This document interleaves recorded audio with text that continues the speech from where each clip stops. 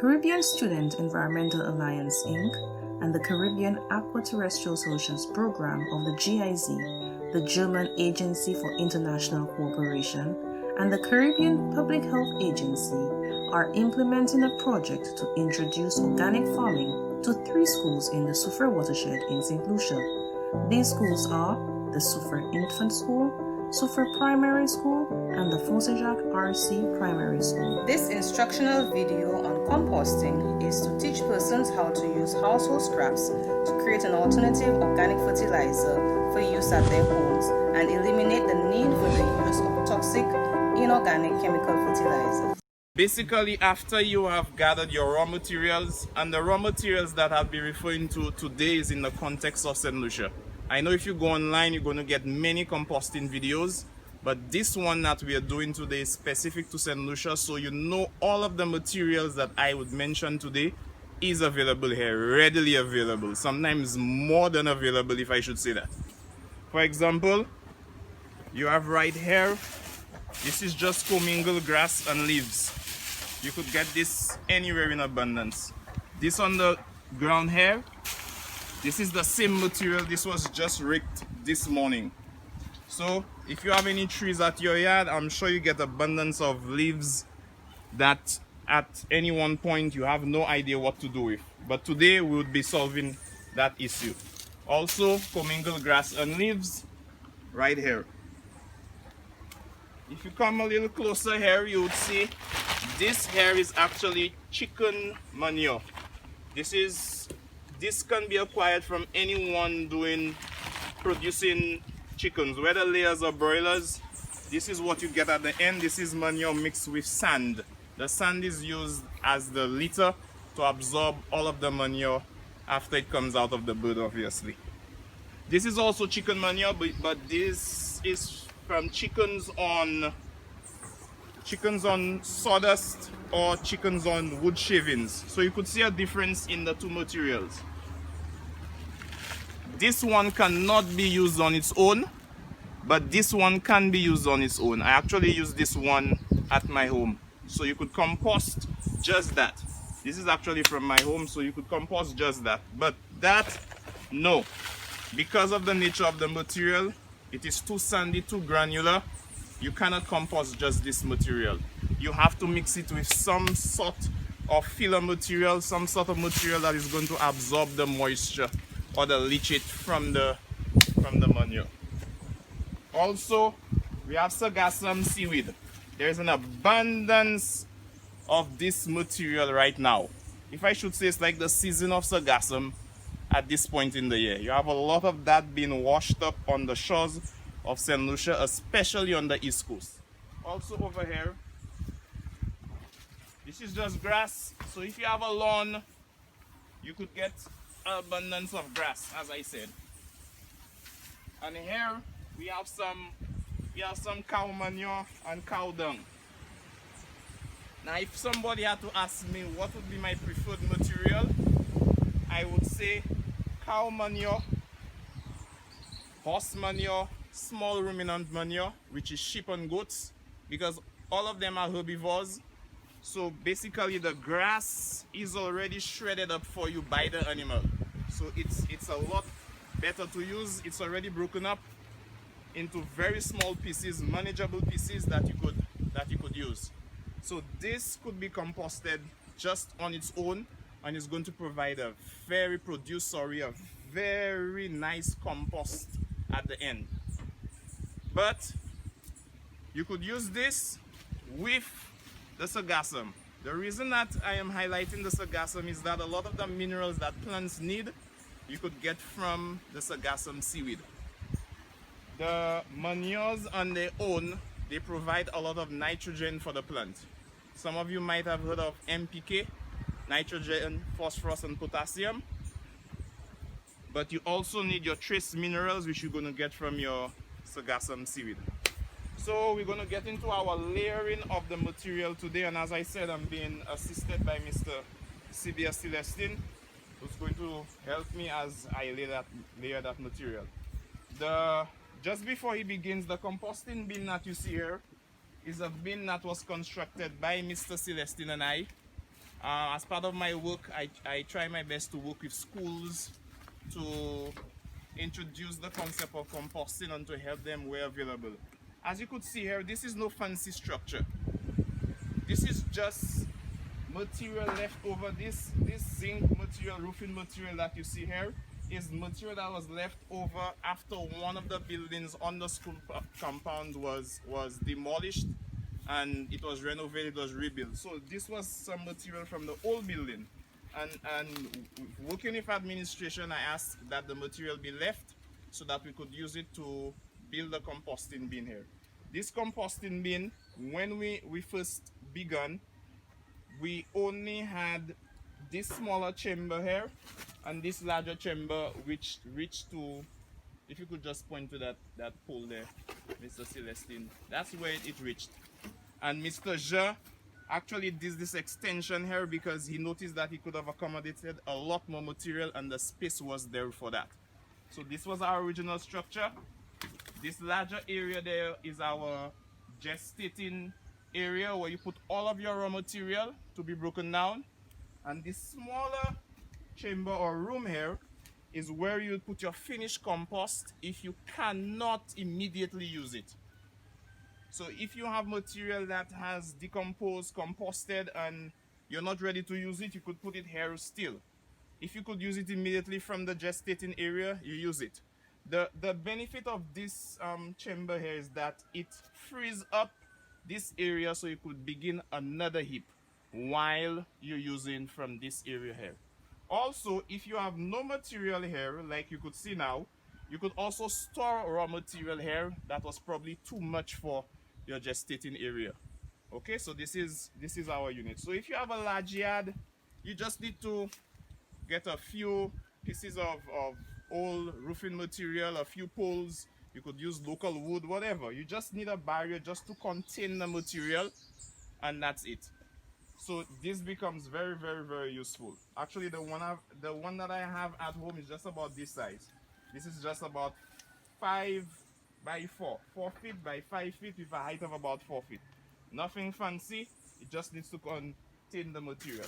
So we're going to get into the layering. When you layer in compost, especially if you have manures, it is always wise that you put your grass material or your leaves or what some persons might call your browns, because some composting videos speak about greens and browns. Basically, the browns refer to the carbon part of the compost and the greens refer to the nitrogen part of the compost. Now, I do not really like to use that terminology because I love to work with manures because it's very readily available and it provides a lot of nutrients for the plants when it is broken down. So, we start with, in this area here, we're going to start with about 1 foot, 12 inches of our grass material. It could be grass with leaves, but since we have this grass material, we're going to put that in. So let's put this in. Serious. So you just put this in. There's no particular way. It doesn't have to exactly be 12 inches. You just put it in evenly as you can.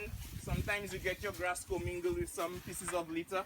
You can choose to leave it, and after the composting is done, you'll always see it that will not decompose, so you could remove it, or if you just see it as you're putting it in, you can just put it in the proper place, which would be in a bin. But for those small pieces, we're just going to leave that in because of time. So you put this in roughly. You put this in roughly, and what is advisable is that after every layer you wet the material, but because we are filming this, we are going to wet the material afterwards. But it's advisable that you wet the material after every layer to ensure that every layer gets adequate water. Now, excuse me, Mr. Sebius. If you notice this grass here, the top part is different to the bottom part. That is because this part is already breaking down. It's already decomposing. This is actually very good grass, and it's in smaller pieces too. So you put this in loosely like this, and could take one of your bags of chicken manure and you just try to evenly spread it over your grass as best as you can. The good thing about composting is that you just can't really go wrong. If you probably put too much in one area, that's not going to affect it anyway. So you put one bag of your chicken manure in, and then we're going to put in some sargassum seaweed. If you have a mango like this, maybe you're not going to eat it, you can even throw it in.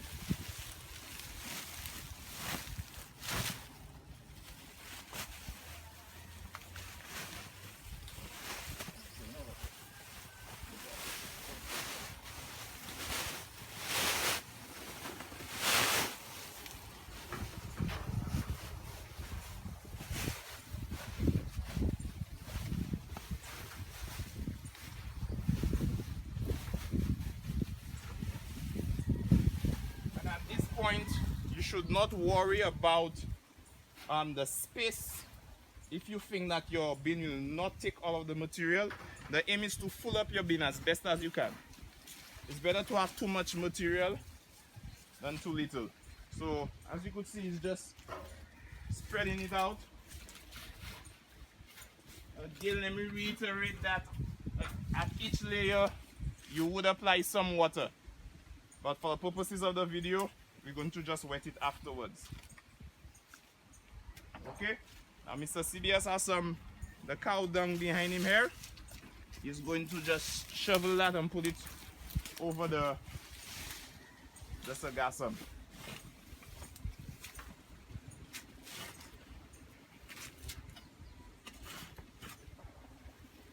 Again, you're trying to put the manure over the material, whatever material that you put in, you try to put it as even as possible, so every part of the heap has sufficient material. But if you go wrong, no problem.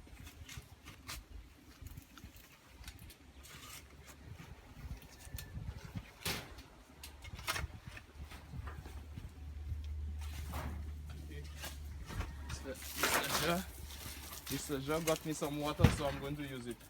As you could see, the cow manure is quite dry, so I'm just applying some water.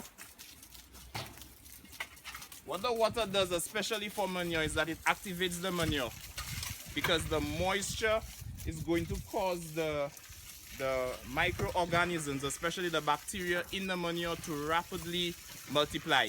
So that's what it's going to do. If you have ever experienced chicken manure that has been dry and just sitting there, no smell, and then after it gets wet, you just cannot stay in the area, it's because the bacteria beginning to break it down rapidly and a lot of ammonia is being released. So you cannot stay in the area. So the water activates the material. If some of you remember, those of you who are participants at our Zoom meeting on the 14th, you remember that I specifically said that the manure is a very good addition to the composting heap because it provides a lot of the needed nutrition for the plant. So you can compost only grass, only leaves. It's going to take a little longer. You're going to get a very nice looking compost. But in terms of the nutrients that would be available to the plant, that's going to be very little. As many persons who've worked with manure knows, they provide very good levels of nutrients to the plants. And because our emphasis in this project is organic farming, we are most definitely promoting the use of compost as the nutrient part of the farming component. We do not want to use chemical fertilizers because it has been well documented that chemical fertilizers after many years actually destroys the soil. So my advice to persons who are thinking of getting into organic farming, one thing that you must remember, take care of your soil. Without your soil, you can actually do nothing. you can produce nothing. So take care of your soil, keep your soil happy, and it will keep you happy. So as I am applying some water here, and you apply water at this first point generously because the material is very, very wet, very dry, sorry. So you apply water generously. Mr. Sebius, you could go ahead. Mr. Celestin is going to put another bag of this commingled grass with leaves. At first it looks like a lot of material, but I could guarantee you, if you have to come here in the next 3 days, this material would have shrunk about 1 foot already. After everything gets incorporated.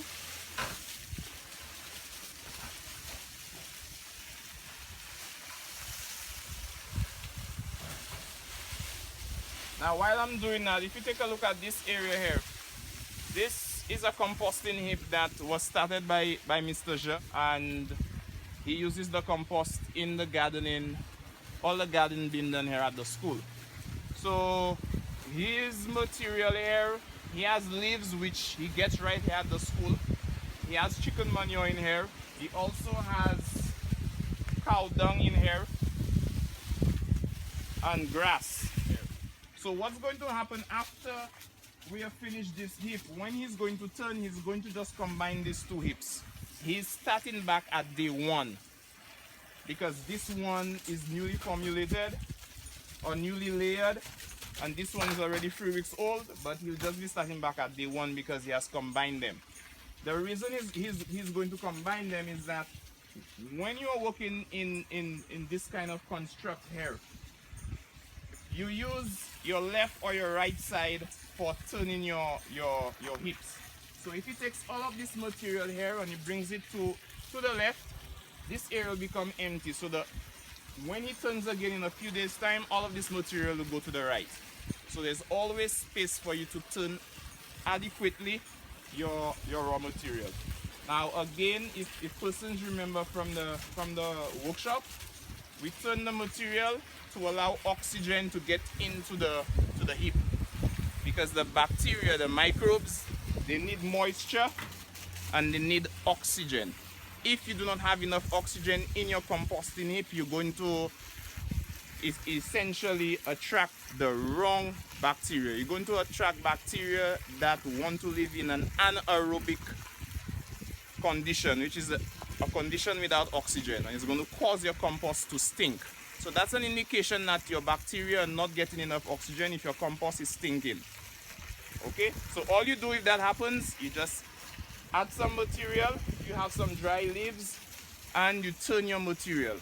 Your compost should also not receive too much water, because again, you'll provide the same anaerobic conditions, and the good bacteria are going to die off and the bad bacteria are going to come and colonize.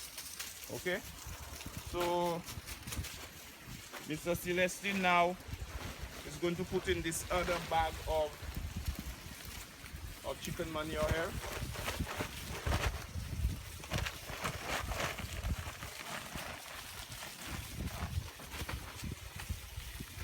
Again, don't worry about the space. As long as you could get to the height of your back partition, your back wall, you're good. As you could see, this one here was already wet, so it's in a so it's crumbling nicely, so it's no problem. But when it's dry and you're putting it in, it's a lot easier to work with compared to when it's in this way here. When it's wet, especially if it was in an area where it was being compressed, you might just get it in one big lump. But you just break it up, and again you have no problem.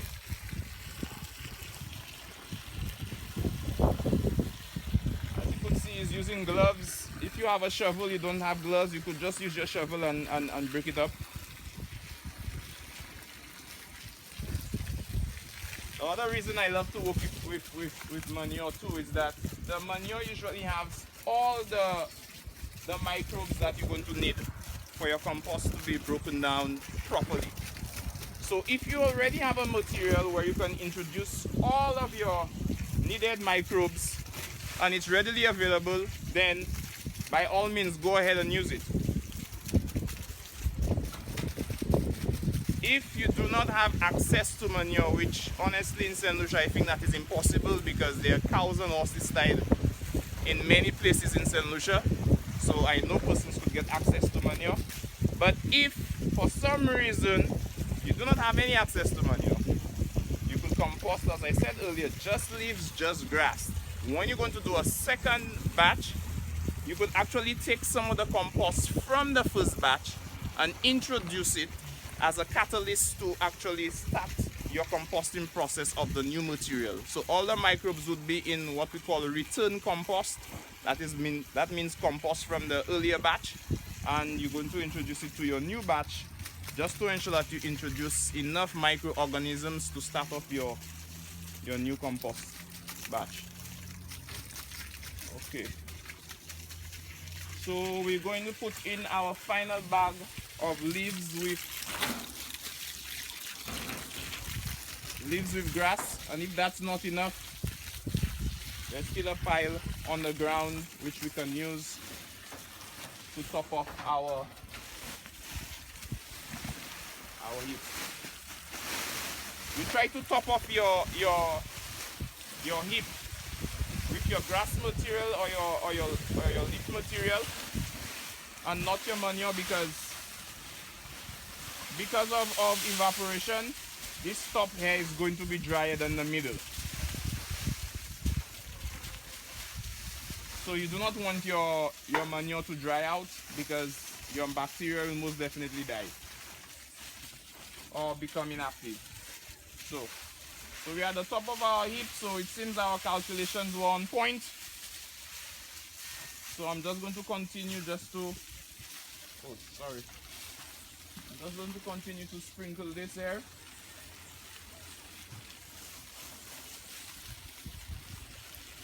You don't have to ensure that every single leaf gets wet. That would be impossible, but you just try to wet this.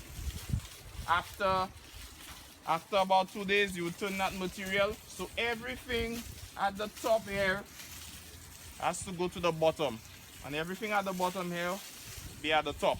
That is your aim when you turn the material, to ensure that everything gets incorporated nicely into your heap. The other thing is that as you are turning that, mechanically you are breaking up the material here. So with the shovel or your spade, whatever you're using, or some people even use a garden fork, you are mechanically breaking the material because you are turning it. If you take a look at this material here, you could actually see exactly what I'm saying. You could see that material is broken down somewhat already. And you could see the color of the material. You could see that it's beginning to change, and that's not even deep into the heap yet. Now, this is something very interesting too. If your compost is not producing heat, then you have a problem. When I initially remove or dig through this material, I am not too sure if you could see, but I could see the steam coming out of the material. Just briefly. Okay. I just hope it's caught on video. Yes, so this is always a good indication that your compost is on stream. Your bacteria, your microorganisms are working well, very well for you. This is the main indicator. You're going to get a temperature increase here in your compost, and this is an indicator that everything is working well. If your composting is cold, then you have a serious issue. That means that your microbes, most of them are dead.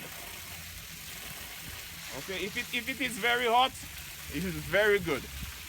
But if it's cold, it's an issue. If it's lukewarm, then that means you probably might need to add a little more moisture to your material. The material might be too dry. Again, the conditions must be optimal for your microbes to flourish. So, This is basically what your heap would look like after you finish layering your material. We could actually still take some more material on this here, because as I said, if you come here in the next few days, this will drop by more than 1 foot just in 3 days time.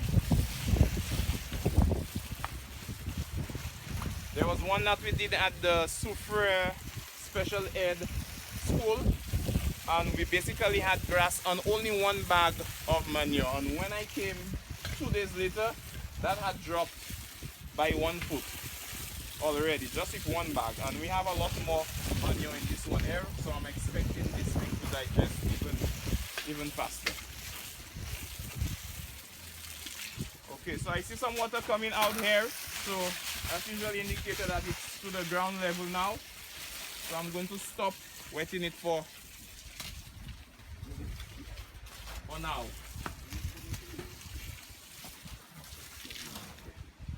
Okay, so if you are unable to construct a structure like this, whether smaller than what you've just saw here or of any size whatsoever, you have no space whatsoever at your home, you can still produce compost. The only difference is that the quantity that you produce is going to be limited, obviously. Today I am using this is a half barrel. This is a cardboard barrel. Usually persons get a lot of these barrels during the Christmas season, where relatives send all sorts of goodies for their families. So a lot of that is being discarded at the disposal site. Now this particular barrel has been at my home for a long time. I was actually not using it because, as I said, I have a small structure like this at my home. So you could just cut that and you could get the lower half bottom, which you could use. It is more durable than if you use a cardboard box. And some of you might say, a cardboard box. Yes, you could use a cardboard box to compost. Okay? But I know these are available and persons could get access to that, because many persons use the plastic barrels for garbage bins, so persons could get access to that one, most definitely. Okay? Now for your base here, again I am using some cow dung. If you have horse dung or small ruminants, again small ruminants are sheep and goat, if you could get some of that, you could use this here as your base material. Some other places they would probably use rice hulls, or you could also use grass. If it is finely chopped, you could use it here, but this is available. Use this. As you could see, this material could retain a lot of moisture, and that is very important. It's very dry now. This material could retain a lot of moisture. So basically the reason you want this is that the scraps coming from your kitchen, and today I do not have many examples there. This is all I could gather in short notice. Just a few peanut shells that I was eating yesterday, and a few mango skin actually from this very tree here, and some eggshells. But your kitchen scraps, I mean, the variety could be endless. You have peels from your fruits, especially now that you've been encouraged to eat local fruits to build up your immunity. All of your local fruits, all of your ground provisions, all of your dashing, breadfruit, plantain, banana skins, you name it. Also, some persons even put leftover food in here. But if you're going to put leftover food in here, you have to ensure that this thing is properly secured. So, dealing with what I have here, basically what you would do is that you have your material. I'm just going to use my boots and crush up these eggshells. If you have coffee grounds, you put it in there. Your tea bags, you put it in there. As you could see, I have some tissue paper here. You can go in here, no problem. So you have your kitchen scraps here. And basically, if you had any plantain skins, banana skins, you just take your knife and you cut it into smaller pieces. The smaller the pieces are, the better it is for your compost in terms of it breaking down faster. If you leave them whole, it's going to take longer to break down. So the little work that you think, or time that you think you're saving on, is going to cost you more time here. So basically you just take a knife, your chopping board, you cut that into small pieces, take some minutes, and then you could put it into your compost. So basically when you're adding that to your compost, you could choose, if you have it every day, to put it every day, but I would not necessarily recommend that. You could choose to put it once for the week, and you could continue to do that for an entire month, or once every 3 days. I know lots of persons do not like to consume a lot of ground provisions. They're more like macaroni and rice people, but I'm more of a ground provision person, so usually we have a lot of pills at home. So let's say these are our pills. Let's imagine that we had more pills. Basically what you do, you just dig a hole. You should fill this to about half of the capacity. You just dig a hole. Actually, you're making a hole for your pills. Just dig a hole, not way to the bottom, and you take your pills and you put it in the hole. You're trying to put your pills into the material, not on top of the material, not way to the bottom of the material. So just put this in here. Eggshells are very good for plants like tomatoes and peppers, because a lot of times they suffer from a condition called blossom end rot, where the bottom of the tomato or pepper becomes black. That's usually a lack of calcium in the soil. So if you could naturally introduce calcium to your soil, eggshells take a long time to break down, but eventually they will. That is going to go a long way in maintaining the calcium level in your soil. Okay, so you put this in and you just cover it. That is simple, very simple. Now as you notice, our material is very dry, so we would add some water to that. We're not going to do it now, we're just going to add a little water to that. You could add a little water depending on how wet the material that's coming from your kitchen is. So if your food scraps are very wet, be careful with adding water to your barrel, because you do not want too much water to remain at the bottom of the barrel, because it's going to compromise the bottom. It's going to just give way. Okay? You should be able to compost make several batches of compost here before your barrel gives way, if you maintain your moisture content. Okay? So basically you've added material here. If you're going to put in material in a few days, you dig another hole right here and you add material. Next time here, add material here, add material.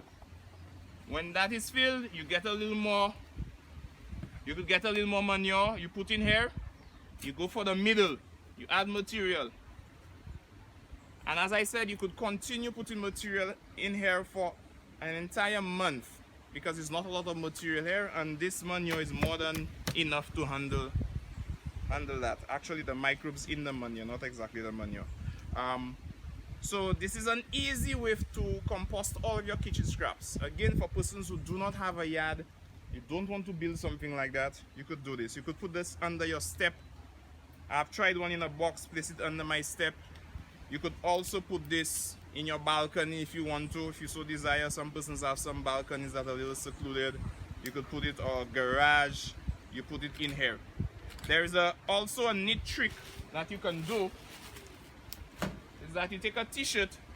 If you just take a look at me here, you take a t-shirt, you sew the neck and you sew the two arms. So this is just going to be enclosed, enclosed, enclosed, and you take this and you just put it over your barrel or your box. This is going to prevent flies and mice and so on from getting into your compost. So simple, not a new shirt, people, an old shirt, old t-shirt, sew. Don't have to bring it to a seamstress, just do it at home. And you put this over here, nicely covered. The fact that the shirt is porous, it has a lot of air spaces, It's going to allow air to get into your material, but it's going to prevent the flies and the vermin, cockroaches, whatever. All the things that you say your home does not have, but we know it has, it's going to prevent that from getting in there. Okay? So, again, another simple way. You could also do the same thing with a bucket. Unfortunately, we don't have the bucket today, but I'm just going to briefly explain it. You could have a bucket with a lid. You put your material in here. You drill a few holes in the cover of the bucket, small holes in the bottom of the bucket. You put the bucket to stand. When you need to turn it, you just turn the entire bucket. Simple. Your material will get turned, or you want to roll the bucket a little, shake it, whatever. The only difficulty is that you're not going to produce a lot of material. Please remember, whatever goes in here as your raw material, you're only going to get 1/3 of that when it is finished, which is not a lot of compost.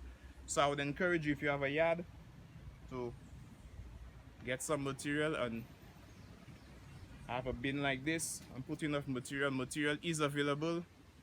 Seaweed is available. Actually, sometimes I put seaweed in this one also. You could put a little in there. So material is readily available, so you should do that. Again, for all the participants of the project, if you need to contact me, I am sure you could do that via your various principals at the different schools, so that I could provide whatever assistance possible to you, so that we all could get this project going, and I know it will definitely be a success. Again, thank you for joining me, and I hope that everybody again comes on board the composting train. My name is Poleon, and I thank you very much for joining me this morning. Caribbean Student Environmental Alliance Inc., Caribbean C for short, is a non-governmental organization in St. Lucia whose mission is to promote environmental stewardship with a focus on water quality.